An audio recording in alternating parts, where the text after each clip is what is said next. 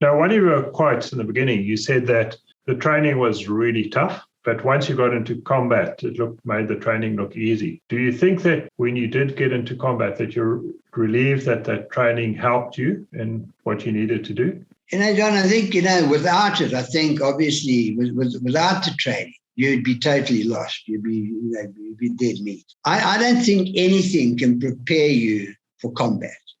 Combat itself is where you're suddenly being shot at and nobody's playing games anymore. It's not blank ammunition, and the guy on that other side wants to kill you.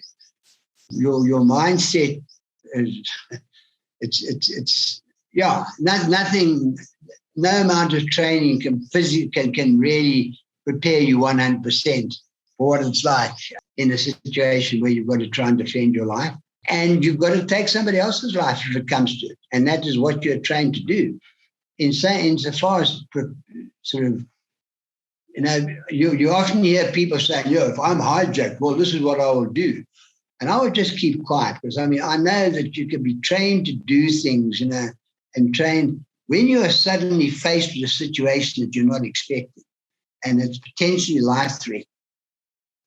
Nothing prepares you for that. Your reaction is what carries you through. And, all right, the very first time I saw action, we initiated the action. So I was prepared. We weren't attacked. We were doing the attacking. We laid an ambush for a bunch of guys. We knew that they were coming, and we waited 3 days. And this is my baptism of fire, if you want to call it that. Been sent out in this op. These guys came trundling down the road, and there we were. We were waiting for them. But they responded and retaliated. And, the crack and thump of a round coming past you, we were trained for that, sort of when you got the crack, a supersonic weapon, which is any assault rifle, where your round is traveling faster than the speed of sound. You get the crack here, and then you hear the thump on the other side. And that's suddenly you're under fire, and you can hear the rounds coming past you.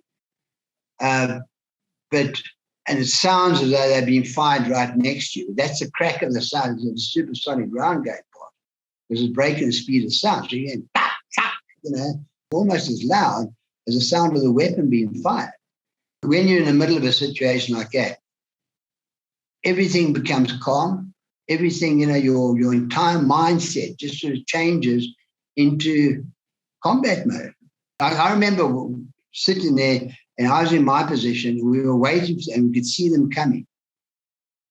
And suddenly the anxiety situation that I started to feel, because now this was no longer a game. This wasn't training. This was something that was real. And then, of course, the shit hit the fan. Ambush was initiated. We had 3 call signs. There were 12 of us. And there were 25 of these gooks which were coming through. And we took all 25 of them out, and we suffered no casualties. But they shot back, which we discovered is actually quite an unusual thing, because these guys tended to turn and run like hell when you shot at them. But in that situation, 3 guys went down, they were returning fire. When it was all over, once again, now your whole mindset is one, you've been trained for this, and now you suddenly see what you've done. Did I kill anybody that day? I think I probably did. I don't know. I know I aimed very closely, aimed directly at somebody and pulled the trigger. Whether it was my rounds that hit the guy or somebody else, I don't know. Never know. We saw a lot of action over the time, but every single one of them was a frightening experience. You never, ever get used to the potential of dying within the next second. And to say that you can be prepared for that, well, I don't know, maybe somebody can. I always found that I was, and look, it's a general thing. I'm not speaking for myself only, because guys talk about it. When the build-up is there, that's when the anxiety is there, that's when the fear is there. And then you get the adrenaline come down afterwards, which also different guys react differently to that. But the actual impact of the action is when things tend to be pretty calm. Taking one situation, which was a rare pitched battle, it wasn't just a case of, we had come across a camp, And it was a hell of a lot bigger than what was anticipated. And reinforcements were called in, then the Air Force, and this went on for 2 days. It was an actual pitched battle where we were constantly trying to find new positions, trying to neutralize. And as we were neutralizing, so new positions would come up.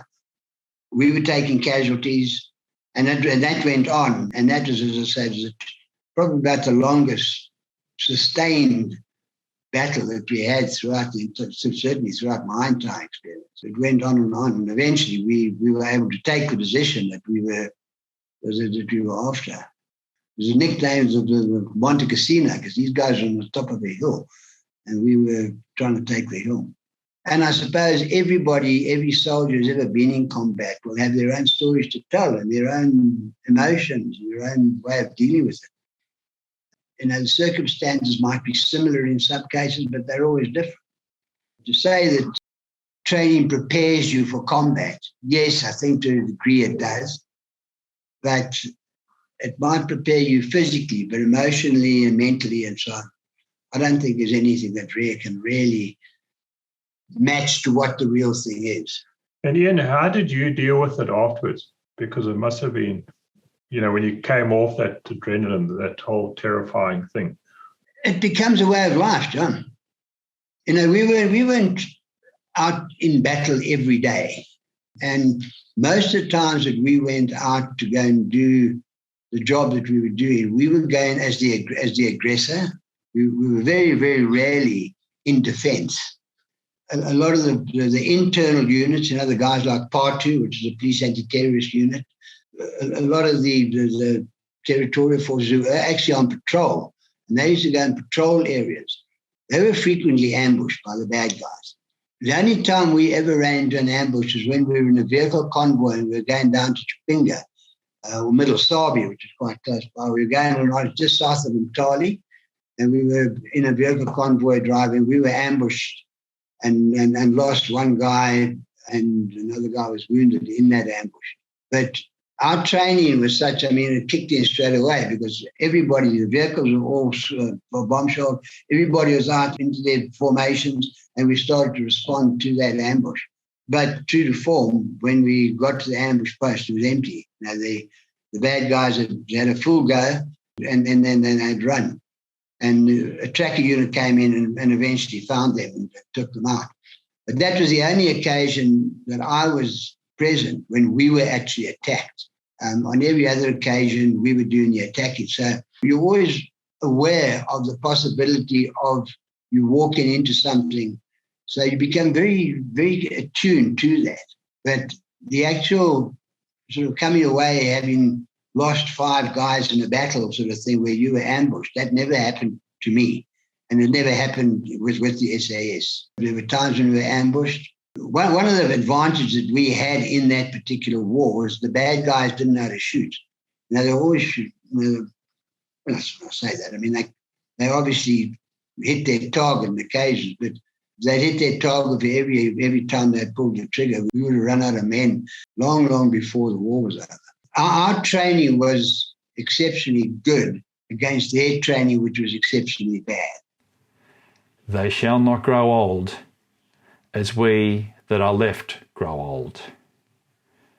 Age shall not weary them, nor the years condemn.